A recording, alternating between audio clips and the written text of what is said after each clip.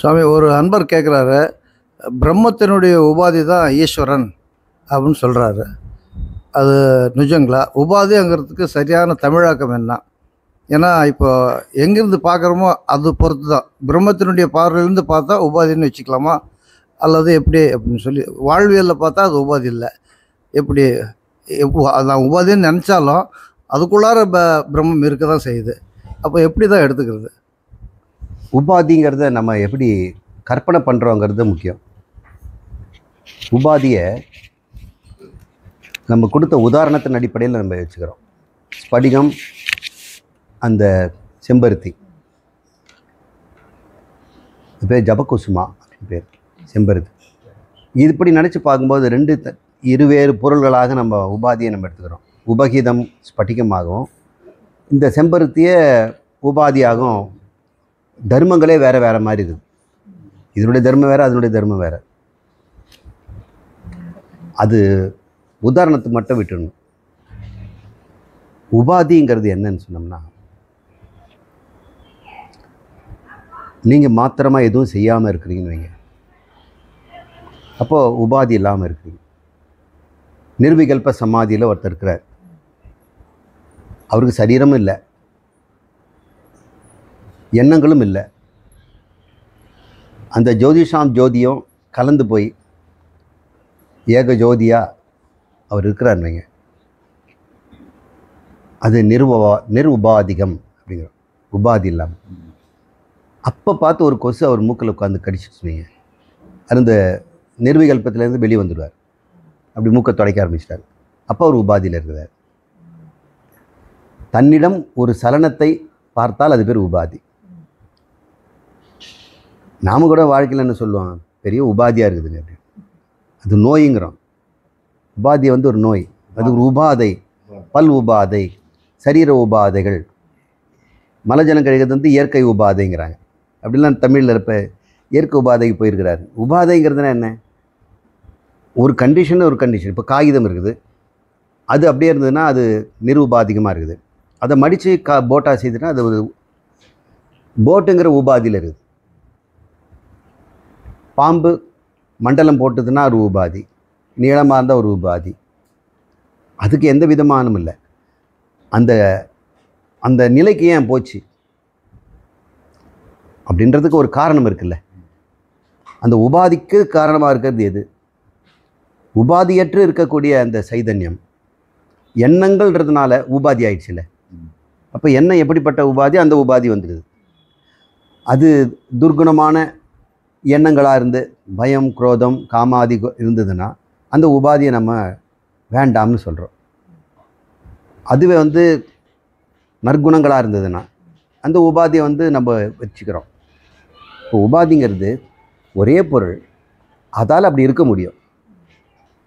கறி ஒரு உபாதியில் அடுப்பு கறியாக இருக்குது, இன்னொரு உபாதியில் வைரமாக இருக்குது, இன்னொரு உபாதியில் பென்சில் ஊக்கு, கிராஃபைட்டு. இப்படி 3 உபாதிகளும் அது கறி தான். எப்பவுமே 3 எரிக்கலாம். 3லேருந்து உங்களுக்கு இந்த கலரின்னா அந்த கலரி தான் கிடைக்கும். 1 gram graphite, 1 gram diamond, 1 gram charcoal, 3மே 1 கிராம் தான். அதை எரித்தோம்னா எவ்வளோ ஹீட் வருங்கிறது கலரி வேல்யூ. 3க்கும் 1 தான். இப்போ கலரி வேல்யூ கண்டுபிடிக்கிறதுக்கு நாங்கள் ஒரு மெத்தட் வச்சுருக்கிறோம். ஒரு பொருளை எரிப்போம், அந்த எரிஞ்ச வெப்பத்தை நாங்கள் தண்ணியில் ட்ரான்ஸ்ஃபர் பண்ணுவோம். தண்ணியோட டெம்பரேச்சர் எடுத்துக்குவோம். அது ஒரு கலரி மீட்டர். பாம் கலரி மீட்டர்னு ஒன்று. அந்த கலரி மீட்டரு ஒரு 4 லட்சம் ரூபாய் 5 லட்சம் ரூபாய்க்கு வாங்கிக்கலாம். அதில் நீங்கள் ஒரு கேக்கு, 1 கிராம் கேக்கு, 1 கிராம் இட்லி, எது வேணால் நீங்கள் உள்ளே போடலாம். போட்டுட்டு மெஷர் பண்ணிட்டோம்னா அது கலரி காட்டிடும். அது எரித்து வெப்பமாக மாற்றிடும். ஒரு பொருள் மிச்சம் வைக்காமல் வெப்பமாக மாற்றி வெப்பத்தின் அளவில் அதை சொல்லும். அப்போ 1 கிராம் கார்போஹைட்ரேட் எவ்வளோ, 1 கிராம் ஃபேட் எவ்வளோ அப்படின்னு நம்ம பார்த்தோம்னா அதனுடைய கலரி வேல்யூ வேறு மாதிரி இருக்கும். சாக்லேட் பார்த்தா 1 கிராம் தான் இருக்கும். அது கலரி வேல்யூ எவ்வளோ தெரியுங்களா? உடனடி பௌதீகம்னு ஒரு புக் எழுதியிருக்கிறேன். அதில் கலரி மட்டும் யூஸ் பண்ணோம்னா காரை 2000 கிலோமீட்டர் ஓட்டலாம் ஒரு சாக்லேட். அவ்வளோ எனர்ஜி அதில் இருக்குது. ஏன் சாக்லேட்ஸ்ன்னு ஊதி போகிறாங்கன்னா அத்தனை கலர் அவங்களால அழிக்க முடியாது, பேக்டு சுகரில். அதே மாதிரி நம்ம சாஃப்ட் ட்ரிங்க்ஸ் எல்லாம் பண்ணுறோம். இப்போ உபாதி எடுத்துக்கிட்டோம்னா ஒரே கலரி தான், ஒரே ஆற்றல் தான், 3 விதமாக இருக்குது. கரியை சுலபமாக நம்ம எரிச்சிடலாம், வைரத்தை கொஞ்சம் கஷ்டப்படலாம், கிராஃபைட்டை இன்னும் கொஞ்சம் கஷ்டப்படணும், இவ்வளவுதான் தவிர ஒரு பொருள் 3 நிலைகளிலே இருக்குது. அப்போது நீங்கள் நனவில் இருக்கும்போது அது ஜாக்கிரத உபாதி, இந்த நான். கனவில் இருக்கும்போது ஸ்வப்ன உபாதி, அதுக்கப்புறம் சுஷுப்தி உபாதி. உபாதி இல்லாமல் இருந்ததுன்னா அது நம்முடைய நிர்விகல்ப சமாதி. உபாதிகள் நீங்கள் ஆழ்ந்த உறக்கத்தில் கூட உபாதி குறைஞ்சிருது. ஆனால் அவித்யாங்கிற நான் அறியேங்கிற ஒரு உபாதி மட்டும் இருக்குது.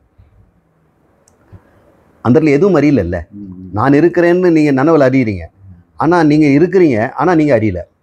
தன்னையும் அறியாமல் உலகம் அறியாமல் இருக்கின்ற ஒரு நிலை, அது உறக்கம், அது காரண சரீரங்க, அது அவித்யாங்கிறோம், அது அஞ்ஞானம்ங்கிறோம். அது அது என்னன்னு நம்மளால் சொல்ல முடியல. எப்படி ஒரு ஆத்மா தூங்குது? தூக்கத்துக்கு என்ன காரணம்? அது ஒரு உபாதி தானே. கனவுக்கு ஒரு உபாதி சூக்ஷ்ம சரீரம், நனவுக்கு உபாதி சூக்ஷ்ம ஸ்தூல காரண சரீரம். காரண சரீரம் ஒன்று இருக்கிறதுனால தானே அந்த ஆத்மாவுக்கு அஞ்ஞானம்னு ஒன்று உண்டாகுது. தன்னையும் அறியாமல் உலகையும் அறியாமல் அது இருக்குது. அந்த உபாதி என்னன்னு சொல்லுவீங்க? சைலண்ட் உபாதி. சைலண்ட் உபாதி.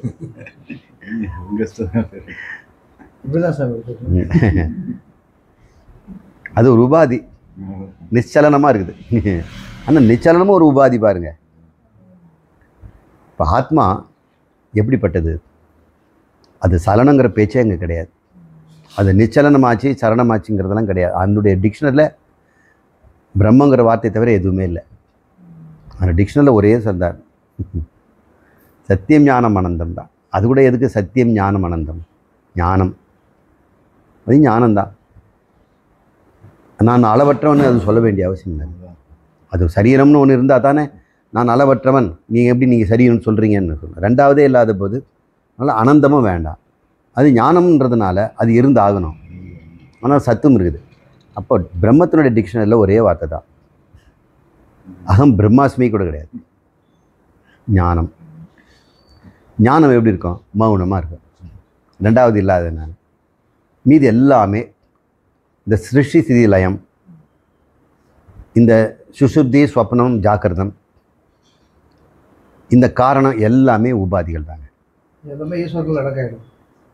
இப்போ ஈஸ்வரனுக்கு வந்தோம்னா பிரம்மத்தினுடைய சிருஷ்டியாக நிற்கும்போது இந்த சிருஷ்டி உபாதி, பிரம்மம் சிருஷ்டி உபாதியில் இருக்கும்போது ஈஸ்வரன் பேர். அவர் கர்த்தாவா, சிருஷ்டி கர்த்தாவாயிடுறார். அது சும்மா இருக்குது. இப்போ கர்த்தான்னு ஒரு ஏதாவது சேட்டை பண்ணும்போது அது உபாதியில் வந்துடுச்சு. அப்புறம் உபாதியில் வந்த பிறகு நான் உபாதி நீக்கணும் இல்லை, பிரளயம் பண்ணிவிட்டு உபாதி நீக்கிது. அவருக்கும் உபாதி போகணும். நமக்கு உபாதி, நமக்கு நித்திய பிரளயம்னு சொல்லக்கூடிய தூக்கம் தேவைப்படுது. ஒவ்வொரு தூக்கமும் நமக்கு ஒரு பிரளயம்தான். அவருக்கு அத்தியந்தக ஞானிக்கு அத்தியந்தக பிரளயம். உபாதியே இல்லை அவனுக்கு, அவன் பிரம்மம் ஆயிட்டான். அப்போ பிரம்மன் தான் உபாதி உடையதாச்சேன்னு. உபாதி அவர் எப்படி உபாதின்னு பார்க்குறாருன்னு பாருங்கள். தன்னை ஈஸ்வரனா பிரம்மம் சொல்லுமா? சொல்லாது. நாம தான் பிரம்மத்தை ஈஸ்வரன் சொல்கிறோம், உபாதி சகிதமாக இருக்கிறதுனால. அவர் மாலைகளெல்லாம் போட்டுட்டு கிரீடெல்லாம் போட்டு வர வந்து ராமருங்கிறோம். அதில் தான் கழட்டி வச்சுட்டு போனால் ஒரு ஆளும்போம். நீங்கள் நினச்சி பாருங்கள், ராமருக்கு எல்லாத்தையும் எடுத்துருங்க, நாமத்தை எடுத்துருங்க, வில் எடுத்துருங்க, அனுமன் சீத்தையை காட்டிடுங்க, ஒரு விவசாயி நின்றுட்டு இருப்பார். எல்லாம் உபாதிகள். ஒரு உபாதி தான் இன்னொரு உபாதின்னு சொல்ல முடியும். ஆமாம், உபாதிக்குள்ள தான் இந்த பேச்செல்லாம். ஜாக்கிரத உபாதி தான் கனவு உபாதியை கனவுன்னு சொல்லும். கனவு உபாதி அது கூட சொல்லாது. கனவுல அவர் தூங்கினாலும் தூங்குவான். ஒருத்தர் கேட்டிருக்கிறாரு, நான் சென்னையில் இருக்கிற சந்தோஷம், அவர் பேர் ரமேஷ்னு பேர், சென்னையில் நம்ம சந்திச்சிருக்கிறார். சுவாமி, இது மாதிரி எனக்கு வேலை பளு அதிகமாக இருக்குது, இந்த ஐடி ஃபீல்டில் இருக்கிறவங்களுக்கெல்லாம் அவங்களுக்கு வேண்டான்னாலும் அதை செய்து தான் ஆகணும். இல்லைன்னா வேலையே கிடையாது. ஒன்று வேலையை நிறைய செய்யணும், இல்லைன்னா வேலையை விட்டு போய். நான் இந்த அளவுக்கு கம்மி சம்பளத்துக்கு கொஞ்சமாக பண்ணுறேனே, நீங்கள் எனக்கு 60,000 ரூபாய் தரீங்க, 15,000 ரூபாய் போதுங்க, எனக்கு 5 மணி நேரம் 8 மணி நேரம் வேலை கொடுங்க. அதெல்லாம் முடியாது, போயிடு. கொடுத்தா நான் 60,000 கொடுப்பேன், ஆனால் 12-15 மணி நேரம் வேலை செய்யணும் அப்படிங்கிறேன். எனக்கு சுதர்மங்கிறீங்களே, என் குழந்தை குட்டி இருக்குதே, இந்த வேலையை தவிர எனக்கு வேறு தெரியாதே, அதானே எனக்கு சுதர்மம். இப்போ நான் என்ன பண்ணுறது? இப்படி ஒரு இது கிருஷ்ண பகவானுக்கே வரலை. அவர் இந்த காலத்து வேலையை செய்து பணத்தை கொடுத்தே ஆகணும். ஒன்று செய்யணும், இல்லைன்னா இந்த அளவுக்கு தான் செய்யணும். நீங்கள் பணத்தை தியாகம் பண்ணோம்னா கூட வேலையிலேருந்து நிற்க முடியாது. இப்போ அவருக்கு கேட்குறேன், நான் என்ன பண்ணுறது? நீங்கள் என்னவா இருக்கணும்னு ஆசைப்பட்றீங்க? சம்சாரியாக இருக்கணும்னா தாராளமாக அந்த வேலையில் இருக்கு. ஆனால் மோட்சம் வேணும்னா குடும்பத்தையே விடணும், அப்புறம் வேலையை விடணும். இப்போ நான் ரெண்டும் கெட்டானா இருக்கிறேன்னு.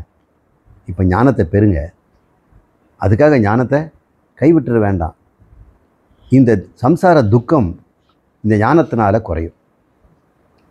அதனால் நீங்கள் இந்த சம்சாரத்தை அழியோடு அழிச்சிட்டு நான் இந்த வேலையே வேண்டான்லாம் போக வேண்டாம். கடினமாக உழைங்க. ஏன்னா உங்களை இம்மிடியட்டாக ரீப்ளேஸ் பண்ணுறதுக்கு இன்னொருத்தர் இருக்கிறான். அவன் காசை கொடுத்து அடிக்கிறாங்க, அனுபவிக்கவே விட மாட்டேங்கிறாங்க. அப்படிப்பட்ட ஒரு ஒரு ஒரு கார்ப்பரேட்டுன்னு அதுக்கு பேருங்க. கார்ப்பரேட்டினுடைய தர்மம், நிறைய பணம் தரேன், ஆனால் அடிமையாக இருக்கிறதுக்கு பணம் தராங்க. அவனுக்கு சுதந்திரமே கிடையாது. அந்த பணத்தை வச்சுட்டு அடிமையாக வாழ்ந்து என்ன பிரயோஜனம்? நாம் என்ன பண்ண போகிறோம்? இதுக்காக ஞானத்தை நம்ம தள்ளுறதில்லை. எப்படி புரிஞ்சுக்கணும்னா, இந்த அடிமைத்தனங்கிறது என்னன்னு விசாரிக்கணும். நான் எனக்கு ராஜா. ஒரு வேலை ஒரு 8 மணி நேரம் தான் வேலை செய்தாருங்க, என்ன பண்ணுவான்? என்னால் முடியல, இவ்வளோ தான் பண்ணுவேன். வேலையை விட்டு நீக்குவான்ல, நீக்கட்டும். அந்த தைரியம் இருக்குதா? ஏன்னா பகவானை நம்பிட்டோம்னா அவர் பிரார்த்தம் முடிவு வரைக்கும் என்னையும் காப்பாற்றுவார், என்னை நம்பி பிறந்த குழந்தையும் காப்பாது. என்னை நம்பி பிறகுல, அது இறைவன் நம்பி தான் பிறந்தது. ஒவ்வொரு உயிருக்கும், கல்லுக்குள் தேரைக்கும் கருப்பை உயிருக்கும் உணவை கொடுக்குறவன். பிராரப்தம்னு ஒன்று வச்சு அவங்க சுகதுக்கங்களை கொடுக்காமல் இருக்க மாட்டார். இப்போ நம்ம இவரை புரிஞ்சுக்கணும்னா, இந்த துக்கம் நாம் கொண்டு வந்ததுன்னு வச்சுக்கோங்க. நம்ம துக்கம்ங்கிறது கொண்டு வந்தது தான், ஆனால் அது துக்கமாக பார்க்கலாமா பார்க்கக்கூடாதுங்க உங்களுடைய ஆப்ஷன். இதே ஒருத்தன் துக்கமாக பார்க்கறதில்ல. சில பேர் ஓவர் டைம் கொடுங்கன்னு கேட்டு வாங்கினவங்களாம் இருக்கிறாங்க. அவங்களுக்கு மட்டும் ஓவர் டைம் கொடுக்குறேன், எனக்கு கொடுக்க மாட்டேங்கிறாங்கன்னு அதிக வேலையை வாங்கினவங்க இருக்கிறாங்க. அப்போ அது சுகமாக தான் பார்த்தாங்க. இப்போது இது ஓவர் டைம்னு சொல்ல மாட்டேங்கிறாங்க, இதுதான் டைமுங்கிறாங்க. ஆனால் துக்கமாக பார்க்குறாங்க. ஒரு சம்பவம், ஒரு அனுபவத்தை சுகம் என்றும் துக்கம் என்றும் பார்ப்பதற்கு நமக்கு உரிமை இருக்கிறது.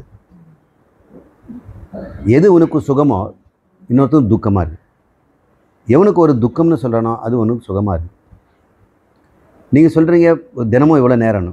ஒரு குழந்தை பெற்றவ, அந்த குழந்தை நடந்து ஒரு வயசு மொட்டை அடித்து அத்தை வீட்லேயோ மாமி வீட்லேயோ பாட்டியோ பார்த்துக்கிற வரைக்கும் அம்மாவுக்கு தூக்கம் இருக்குதா? தூங்க விடுதா குழந்தை? இரவும் பகலும் முடிச்சுக்கிட்டே இருக்க வேண்டியதாக இருக்குது. கொஞ்ச நேரம் தூங்கினா கூட அது பால் குடிச்சிக்கிட்டே இருக்குது. சரி, அது தூங்கிட்டு முடிச்சோம்னு சொன்னான்னா நமக்கு அடுத்த வேலைக்கு என்னென்ன செய்யணுங்கிற எண்ணம் இருக்குது.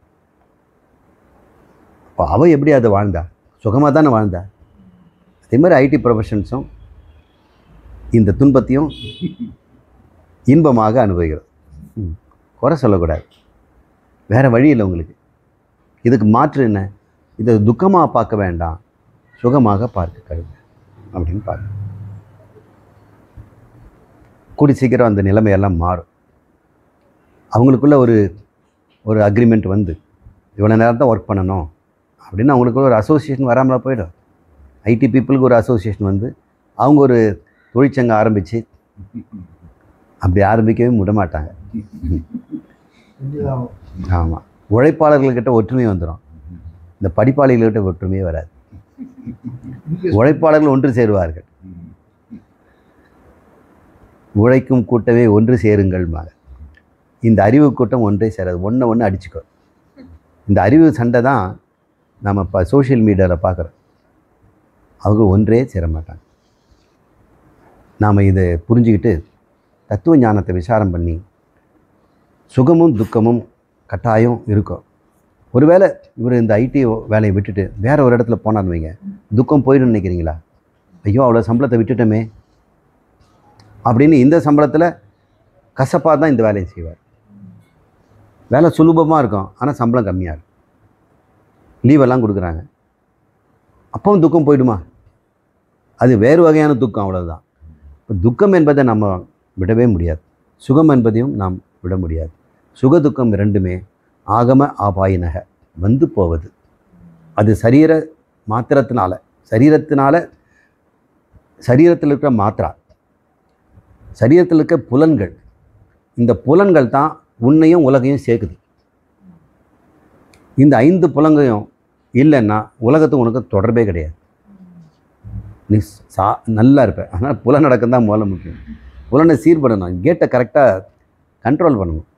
இந்த மாத்ரா ஸ்பர்ஷேஸ்து கவுந்தேய சீதோஷ்ண துக்கதா ஆகம ஆபாயனக பாரத தத சிதிக்ஷஸ்வ, எனவே அதை சகிச்சுக்கடா அப்படிங்கிறார். அதை நீ பொத்துக்கணும். இதுதான் நம்முடைய அறிவுரை ரமேஷ்க்கு. சுகமாக பார்க்கட்டும். ஒரு பாட்டு பாடுறார், மனைவியையும் குழந்தையும் ஒருவனாக சுமக்கின்றேன், சுமப்பதுதான் சுகம் என்று மனதுக்குள்ளே ரசிக்கின்றேன். ஒரு பாட்டு. ஒரு கணவன் மனைவியையும் காப்பாற்றணும், புள்ளத்தாச்சு, அந்த பெத்த குழந்தையும் பார்க்கணும், அவங்க 2 பேரையும் பார்க்கணும். எனக்கு அது கஷ்டமாக தான் தெரியுது, ஆனால் சுகமாக நான் ஃபீல் பண்ணுறேங்கிறார். மனைவியையும் குழந்தையும் ஒருவனாக சுமக்கின்றேன், சுமப்பது தான் சுகம் என்று மனதுக்குள்ளே நினைக்கின்றேன் அப்படின்னு ஒரு பாட்டு. இப்போ துக்கத்தையும் சுகமாக பார்க்கின்ற ஒரு பாவனை, அந்த தியாகம், அந்த தியாகமான நமக்கு வந்துடுச்சுன்னா, இந்த கஷ்டமெல்லாம் யாருக்காக? என்னை நம்பி இருக்கிற குடும்பத்துக்காகவும், நம்பி இருக்கிற முதலாளிக்காகவும், என்னை நம்ப வாடகை கொடுக்குற வீட்டுக்கு ஓனருக்கு வாடகை வந்து அவன் பிழைக்கிறான் பாவம், அவன் சோறுக்கு வேணும் இந்த வாடகை கொடுத்து அவன் பிழைக்கிறான், அவனை முதலாளின்னு நம்ம சொல்ல முடியாது. அவன் பெரிய மில் முதலாளியாக இருந்து வீட்டு வாடகை கொடுத்தா கூட இந்த சம்பளத்தை வச்சு அவன் ஏதோ மேனேஜ் பண்ணிட்டு இருக்கிறான், அவன் அது கணக்கில் போட்டு தான் வச்சுருக்கிறான். எல்லாருமே பற்றாக்குறையில் தான் இருக்கிறாங்க. நான் சமூக சேவை ஈஸ்வரனுக்காக செய்கிறேன் அப்படின்னு இந்த துக்கத்தை துக்கமாக பார்க்க வேண்டாம். அப்புறம் இன்னொரு கேள்வி கேட்டுக்கிறாங்க, இந்த ஞானம் வர்றதுக்கு முன்னாடி எது இருந்தாலும் என்னால் உதாசீனமாக பொறுப்பற்றது இருக்க முடிஞ்சது, பொறுப்பற்ற என்னால் வாழ்க்கையை ஏதாவது பொறுப்பு தான் தட்டி கழிச்சிடுவேன், பொறுப்பே எடுத்துக்க மாட்டேன். ஆனால் இப்போ ஞானம் வந்த பிறகு பார்த்தா ஒவ்வொரு பொறுப்பையும் நான் எடுத்துக்கிறேன், இதை இப்படி செய்தாகணும் அப்படின்னு திட்டமிடுறேன். இது ஒரு மோட்சம்னு எப்படி சொல்ல முடியும்?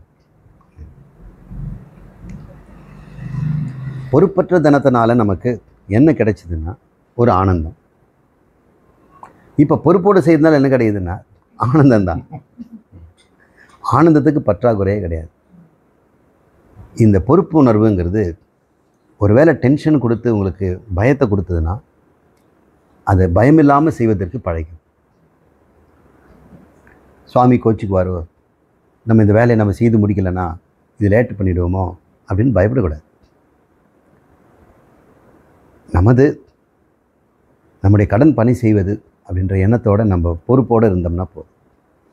இந்த பொறுப்புணர்வுங்கிறது ஞானிகளுக்கு தான் உண்டு. அஞ்ஞானிகள் பொறுப்பு இல்லாமல் போனால் யாரும் கேட்க மாட்டாங்க. ஒரு ஞானி விஷயம் தெரிஞ்சவன் அவங்க பொறுப்பு இல்லாமல் இருந்தோம்னா உலகமெல்லாம் அது பார்க்கும். அதனால் பகவான் சொல்கிறாரு, இந்த ஈரோடு லோகத்திலையும் பார்த்தா நான் அடையாதது என்று எதுவும் இல்லை, அடைய வேண்டிய எதுவும் இல்லை, இருந்தாலும் நான் கர்த்தவியம் செய்து கொண்டு தானே இருக்கிறேன். என் வேலையை நான் செய்துக்கிட்டே இருக்கிறேன். என்ன வேலை? அந்த குதிரை ஏற வைக்கிற ரதமா? இல்லை. ஒட்டுமொத்த பிரபஞ்சத்துக்கும் அன்னன்னைக்கே உணவளிக்கிறார். அவன் படுக்கிற துணி பாய் எல்லாத்தையும் கொடுக்குறார். அவன் தூங்குறானா தூங்கலையான்னு கூட கவனிக்கிறார். தூங்க விடாமல் தூங்க விடாமல் பண்ணுறார். தூங்க விடாமல் தூங்கிறதுக்கு முயற்சி பண்ணுறவனுக்கு தூங்குடா முதல்லங்கிறார். அத்தனையும் அவர் ஒருவனாக சுமக்கிறார். அவருக்கு ஓயாமல் இருக்கிறார். ஏன்னோ பெத்து போட்டு ஓடினவர் கிடையாது. பானையாக மண் இருந்து கொண்டே இருக்குது. பானை உடையிற வரைக்கும், பானை சிருஷ்டிலேருந்து பானை உடையிற வரைக்கும் பானை பத்திரமாக பார்க்கறது மண்ணு தான். இப்படி உபாதான காரணமாகவும் நிமித்த காரணமாகவும் பரமேஸ்வரன் எல்லாருக்குள்ளேயும் இருக்கிறார். ஒரு ஓய்வு ஒழிச்சு இல்லாமல் இருக்கிறார். அவர் எப்படி அந்த ஆனந்தத்தில் இருக்கிறார், ஏதும் செய்யாதவராக எப்படி இருக்கிறார் அப்படின்னு எண்ணி பார்க்கணும். அவருடைய பொறுப்பு முன்னாடி நம்முடைய பொறுப்பு என்ன? அந்த பொறுப்பெல்லாம் நாம் பரமேஸ்வர பிரீதியாக நம்ம செய்து ஞானத்தை அடைய வேண்டுமா, விளங்கி கொள்ள வேண்டுமா? விளங்கி கொள்வதை தான் அடையுதுங்கிறாங்க. ரெண்டும் ஒன்று தான். விளங்கி அடைதல்ங்கிறது விளங்கி கொள்ளுதல். விளங்கி கொண்டதை நாம் அடைதல் அப்படின்னு நம்ம சொல்கிறோம். அடைதல்னால் நமக்கு ஒரு உண்மது, இந்த பொருளை அடைந்தேன், என்னிடம் இல்லாததை நான் அடைந்தேன் அப்படின்னு நம்ம சொல்கிறோம். என்னிடம் இருந்ததை அடைந்தேன் எப்படி சொல்லுவோம்? சொல்ல மாட்டோம். என்னிடம் இருந்ததை அறிந்தேன் தான் சொல்லணும். இருந்தாலும் நாம் மோட்சத்தை அடையிறோம் இல்லை, அதை என்னிடம் இல்லாததாக தானே இருக்குது. என்னிடம் மோட்சம் இருக்குது எனக்கு தெரியல, இருந்தாலும் மோட்சம் என்று பார்க்கும்போது அது அடைந்ததாக தான் இருக்குது. ஞானம்ங்கிறது பார்த்தா அறிந்ததாக இருக்குது. ஞானம்னு பார்த்தோம்னா அது அறிந்தது, மோட்சம்னு பார்த்தா அடைந்தது. என்னிடம் இல்லாததை நான் அடைஞ்சிருக்கிறேன். இப்போ நான் மோட்சத்தில் இல்லை, அப்போ மோட்சத்தை அடைஞ்சேன் எப்படி? அறிந்ததால். அப்போ அறிதல்னு ஒத்துக்கலாம், அடைதல்னு ஒத்துக்கலாம். நீ எதை பற்றி பேசுகிறீங்க? ஞான பிரம்மத்தை அறிதல்னு சொல்கிறோம், பிரம்மத்தை அடைதல்னு சொல்ல மாட்டோம். மோட்சத்தை அறிதல்னு சொல்ல மாட்டோம், அடைதல்னு சொல்கிறோம். மோட்சம்னு தனியாக நம்மளுக்கு தேவையா சமயம்? ஞானம் அடைஞ்சாலே அந்த ஆனந்தம் கிடைச்சப்போ அந்த மோட்சம் நீங்கள் ஆனந்தத்தை நீங்கள் அடையலை. நீங்கள் எப்பவுமே ஆனந்தம் தான், சம்சாரத்தை தான் விட்டீங்க. இப்போ விடுதல் தான் இங்கே இருக்குது. அதனால தான் வீடு பேர் விடுதலை அப்படின்னு பேர் வருது. மோட்சங்கிற வார்த்தையே ஏதோ ஒன்று உங்களேருந்து நீங்கியதுன்னு தானே அர்த்தம். நீங்கள் விடுபட்டேன்னு தானே சொல்கிறீங்க. அந்த இடத்துல அடைதல்ங்கிற வார்த்தையை நம்ம பயன்படுத்தோம். அவர் சிறையில் இருந்தாருங்க, விடுதலை ஆகிட்டாருங்களா, விடுதலை அடைஞ்சிட்டாருங்களா அப்படின்னு கேட்குறோம். அப்புறம் வழியில் இருக்கிறோம், என்னங்க வழியிலேருந்து விடுபட்டுட்டிங்களா அப்படின்னு அடைந்ததான இல்லைங்க நல்லா அடைஞ்சிட்டேன் அப்படின்னு தான் சொல்கிறோம். அடைதல். அப்போ நான் சுகமாக என்னது நோயற்றவனாக அறிகிறேன்னு சொல்கிறதில்ல. இப்போ விடுதலை பெற்றதாக நான் அறிகிறேன்னு சொல்கிறதில்ல. அறிதல் இருக்குது, ஆனால் நம்ம எதை நம்ம பேச்சு பேசுகிறோங்கிறத பொறுத்து அறிதலா அடைதலா? அறிதல் தான் அடைதல். அடைதலுங்கிறது எதுன்னு பார்த்தோம்னா பிரம்மத்தை அடையிறதில்லை, கவலையிலிருந்து விடுதலையை அடைதல். சார் வணக்கம். பாவம் புண்ணியம் எதுவும் செய்யாமல் மனிதன் வாழ முடியுமா? கர்மம் எப்பவுமே பாவ புண்ணியங்கிற தோஷத்தோடு கர்மங்களுக்கு பாவ புண்ணியம் உண்டு, கர்த்தாவுக்கு பாவ புண்ணியம் உண்டு. நீங்கள் கர்த்தாவாக இருந்தீங்கன்னா பாவ புண்ணியம் உண்டு. கர்த்தாவாக இருந்து கர்மமும் செய்து பாவ புண்ணியம் இல்லாமல் இருக்கணும்னு நீங்கள் அகர்த்தாவாக இருந்து செய்யணும். செய்பவன் நான் அல்ல என்ற தெளிவான அறிவோடு ஒரு கர்மத்தை செய்யலாம். செய்பவன் நான் அல்ல. அப்போ செய்கிறது எதுக்காக செய்கிற? இதை நான் செய்தாக வேண்டும். இந்த பிரபஞ்சத்தில் இந்த கிழமையில் இந்த மணித்துளியில் இந்த இடத்துல நான் இதை செய்யணும் அப்படிங்கிறது உனக்கு நீ அறிகிறாய். நீங்கள் ரோடை கிராஸ் பண்ணும்போது நீங்கள் என்ன செய்யணும் உங்களுக்கு அப்போ தெரியுது. ரோடை கிராஸ் பண்ணி முடிச்ச பிறகு என்ன செய்யணும்னு தெரியுது. தோளில் சுமையாக இருக்குது, வீட்டில் கொண்டு போய் இறக்கி வைக்கணும்னு தெரியுது. அந்தந்த நேரத்தில் நாம் என்னென்ன செய்கிறோமோ அது இந்த சூழ்நிலை தான் நம்ம நிர்ணயிக்குது. அதை அறிந்து நாம் செய்யும் பொழுது அது கர்த்தருத்துவம் இல்லாமல் இருக்குது. அதுக்கு முரணாக நாம் ஏதாவது செய்யணும், அது நிவர்த்தி பண்ணணும், பிரவருத்தி பண்ணணும் போது தான் கர்த்தா உண்டாகிறார். இப்போ கர்மங்களை நாம் கர்த்தருத்துவ பாவனை இல்லாமல் செய்தோம்னா பாவ புண்ணியத்தில் ஈடுபட வேண்டியதில்லை, உனக்கு சங்கம் வரதில்லை. கர்ம சங்கம் கிடையாது. கர்த்தா இருக்கிற வரைக்கும் தான் பாவ புண்ணியங்கள். ஓயாமல் ஃபேன் வேலை செய்து, ஃப்ரிட்ஜ் வேலை செய்து, வாஷிங் மிஷின் வேலை செய்யுது, அது பாவ புண்ணியத்தை எதுவும் செய்யறதில்லை. அது துணியை தெரியாது துவைக்கலை, அப்படியே கரை இருக்குதுங்கிறதுனால அது பாவமும் இல்லை. வெளியே எடுக்கும்போது துணியை வந்து கிழிஞ்சு வந்துடுச்சு, அதனால் துணியெல்லாம் கிழிக்குது இருந்தது, அதை யாரும் பாவம்னு சொல்கிறது இல்லை. ஏன்னா அதுக்குள்ளே கர்த்தா இல்லை, ஆனால் கர்மம் மட்டும் இருக்குது. இப்போ நம்மக்கிட்ட வந்து கர்மம் இருந்து கர்த்தா இல்லாமல் இருந்தால் பாவ புண்ணியம் யாருக்கு போகும்? அக்கௌண்ட்டு போடணும் இல்லை. நீ எங்கெங்கே வர வைக்கிறது, இந்த கர்ம பலனை யாருக்கு போடுறது? அவர் செய்தாருங்க, அவர் வந்து போயிட்டாருங்க, யாருன்னு பேர் சொல்லாமலே போயிட்டார். நிறைய பேர் அப்படி ஒரு செய்தால், யாருங்க இதெல்லாம் செய்தாங்க, இவ்வளோ நீட்டாக க்ளீன் பண்ணி, அவர் சொல்ல வேணுங்க சார், போயிட்டார் சார், அவர் ஒரு தேங்க்ஸ் கூட சொல்ல முடியலையான்னு. அப்புறம் யாரோ ஒருத்தர் இதெல்லாம் கொட்டிட்டு சீர் பண்ணிட்டு போயிட்டு அசிங்கம் பண்ணி போயிருக்கிறார். இது யாருங்கன்னு அவரு கூட தெரியல சார், சொல்லாமலே போயிட்டார். யார் மேலே அதை நம்ம போட பார்க்குறோம். இந்த தவறையும் ஒருத்தர் மேலே போடணும், சரியையும் ஒருத்தர் மேலே போட பார்க்குறோம். அங்கே ஒருத்தர் யாருமே அகங்கதை ஒன்று இல்லைன்னா அங்கே யாருக்கு தான் போகும்? இப்போ அகந்தை இல்லைன்னா அந்த காரியம் யார் செய்தது? ஈஸ்வரன் செய்தது இல்லையா? அந்த சரீரம் செய்தது, அந்த உடல் செய்தது, அந்த எந்திரம் செய்கிற மாதிரி அவன் செய்துட்டு போயிட்டான். அப்போ எந்திரமாக செய்தது வந்து யார்?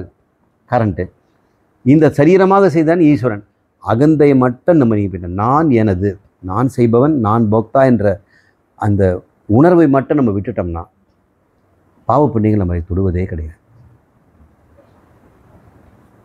அந்த பாவம் செய்யும்போது தான்ங்கிற அகந்தை இல்லாமல் பாவம் அகந்தை இல்லைன்னா எங்கெங்க பாவம் வரும்? அகந்தை விட்டவனுக்கு பாவம் செய்யவே முடியாது. குப்பை போட்டுட்டு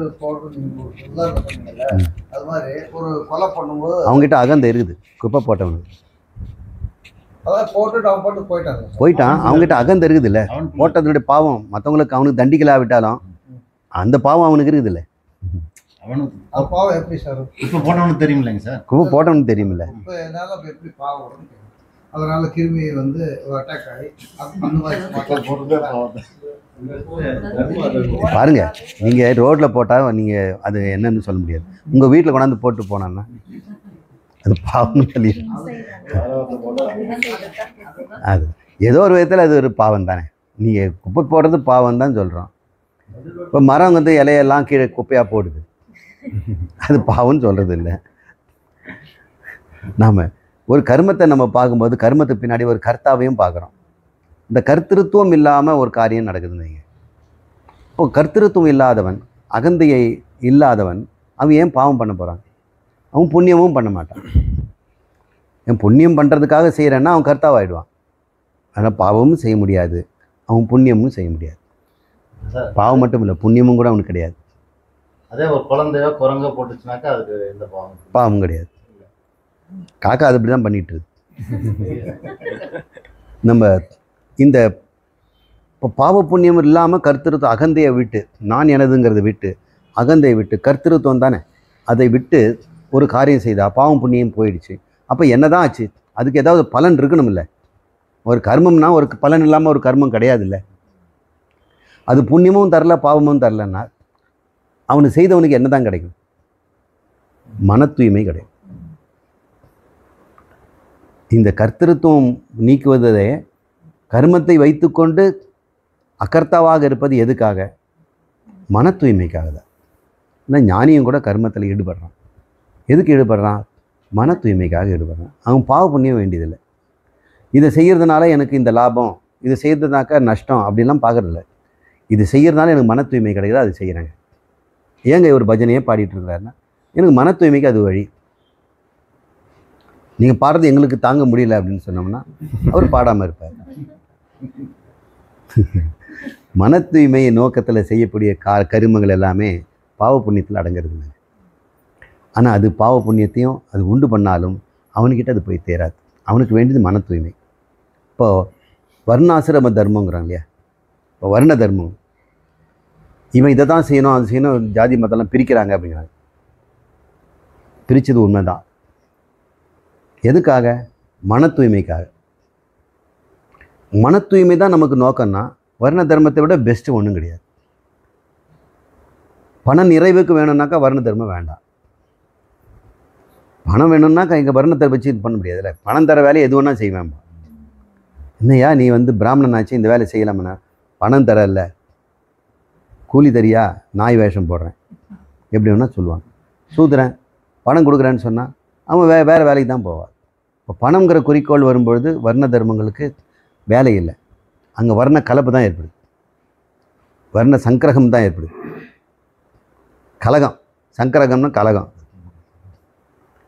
வர்ண சங்கரகம். எப்போ மன தூய்மை வந்ததோ அந்த இடத்துல உண்மையிலே வர்ண தர்மம் இருக்கும், ஆட்டோமேட்டிக்காக இருக்கும். ஒரு காலத்தில் அப்படி மனதில் வாழ்ந்தாங்க. மன தூய்மைக்காக இது சிறந்த வழிங்கிறதுனால ஆசிரம தர்மங்கள், பிரம்மச்சாரி அந்த ஆசிரமத்தில் பிரம்மச்சாரியாக வாழ்ந்தான். கிரகசனுக்குரிய தர்மங்களை செய்தான். தான தர்மம் பண்ணுறது, அதிதிகளை போற்றுதல், பித்ருளுக்கு கடன் செய்தல், தேவ பூஜா செய்கிறது, ரிஷி கர்மத்தை செய்கிறது, மற்றவங்களுக்கு ஓதுவித்தல், இதெல்லாம் அவன் செய்து தான். ஒரு குடும்பஸ்தனுக்கு உலகத்தையே அவன் தான் நடத்துகிறான். பிரம்மச்சாரி அவனை சார்ந்து இருக்கிறான், வானப்பிரசன் அவனை சார்ந்திருக்கிறான், சன்னியாசி சொல்லவே வேண்டியதில்லை. அனைத்து வர்ணத்தாருமே கிரகசன் நம்பியிருக்கிறான். இப்போ கிரகசன் தான் ஆணிவை. அதனால் இல்லறம் என்பது நல்லறம்ங்கிறார், துறவரத்தை விட. அந்த இல்லறத்தை எப்படி நடத்தணுங்கிறது தான் முக்கியம். கர்த்தா போக்தாவாக இல்லாமல் செய்யும் பொழுது அவன் ஞானத்துக்கு தகுதி அடைகிறான். குருஜி, கர்மயோகம் செய்யும் பொழுது பலனை விட்டுவிடச் சொல்கிறீர்கள். ஆனால் நடைமுறை வாழ்க்கையில் மிகவும் கஷ்டமாக இருக்கிறது. மனம் பலனை நோக்கியே ஓடுகிறது. இதை சரி செய்வது எங்கனம் சுவாமிஜி? நாராயணசுவாமி, கரூர். பலன்லாம் சொல்லலை. பலனை அப்படியே தியாகம் பண்ணிவிட்டு சம்பளத்தெல்லாம் ரோட்டில் போட்டு போ அப்படின்லாம் சொல்லலை. சமமாக பாருன்னு தான் சொல்லுவார். சமத்துவம் யோக உச்சது. வெற்றியும் தோல்வியும் சமமாக பாரு, லாபத்தையும் நஷ்டத்தையும் சமமாக பாரு, உறவையும் பிரிவையும் சமமாக பாரு, சுகம் துக்கம் சமமாக பாரு. இவ்வளோ தான் சொல்லலாம், தவிர பலனே வேண்டான்னு சொல்லலை. பலன் இப்படி தான் இருக்கணும் அப்படின்னு முடிவு பண்ணாத, இப்படி இருக்கக்கூடாது அப்படின்னு நீ எதிர்பார்க்காத. பலன் தோல்வியே வரக்கூடாதுன்னு செய்யக்கூடாது, வெற்றியே வரணும்னு எதிர்பார்க்கக்கூடாது. வெற்றியும் தோல்வியும் வரும். அது உலக மதிப்பீடும் உன் மதிப்பீடு அது தோல்வி, சிலர் மதிப்பீடு அது வெற்றியாக இருக்கலாம். நீ மதிப்பெல்லாம் அது கொடுக்காத, கடமை செய்தியா, பலன் எப்படிப்பட்டதாக இருந்தாலும் அது ஈஸ்வர நியதிப்படி சரி. இந்த கர்மத்துக்கு இந்த நேரத்தில் இவனால் இதுதான் கிடைக்கணுன்றது விதி, அந்த நியதி. அப்போ நியதி தப்பு செய்யாதில்ல. அப்போ அந்த நியதியை நீ எப்படி தோல்வி வெற்றின்னு சொல்ல முடியும்? மழை பெஞ்சால் அது தோல்வியா? அது நியதிப்படி செய்து. இலை உதிர்ந்துச்சுன்னா அது தோல்வியா? இல்லை பூ பூத்துட்டா வெற்றியா? எதையும் சமமாக பாருன்னு தான் சொல்கிறோமே தவிர பலனையே அப்படியே விட்டுடுங்க அப்படின்லாம் யாரும் சொல்லலை. பலன் இருக்கும், நீ கேட்காவிட்டாலும் பலன் வரும். பலன் மீது சமத்துவத்தை வை அப்படின்னு தான் சொல்கிறார். கர்மத்தில் குச்சலத்தை வை. யோக கர்மசு கௌசலம், சமத்துவம் யோக உச்சதே. இது தாங்க கர்மயோகத்தில் 2 முக்கியமான சென்டென்ஸு. 2வது அத்தியாயத்தில் தான் சொல்கிறார். கர்மயோகத்தை கூட சொல்லலை. 2வது அத்தியாயத்தில் கர்மயோகத்துக்கு விதையை போட்டுடுறார். இந்த 2 சொல்லும் பாருங்கள், சமத்துவம் தான். சரிங்க. ஓம் பூர்ணமத பூர்ணமிதம் பூர்ணாத் பூர்ணம் உதச்யதே பூர்ணஸ்ய பூர்ணம் ஆதாய பூர்ணம் ஏவாவசிஷ்யதே. ஓம் சாந்தி சாந்தி சாந்தி. ஹரி ஓம். ஸ்ரீ குருப்யோ நமः. ஹரி ஓம்.